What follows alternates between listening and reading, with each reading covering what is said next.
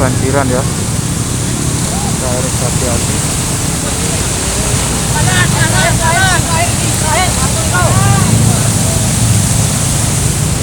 Ini salurannya dari sana ya. Nah, ini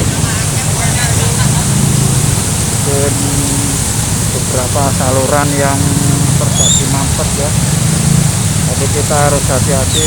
Memang kalau di sini harus satu-satu ya yang lewat ya.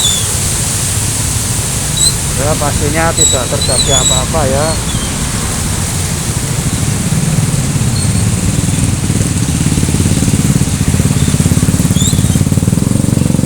Dan kita harus hati-hati di sana.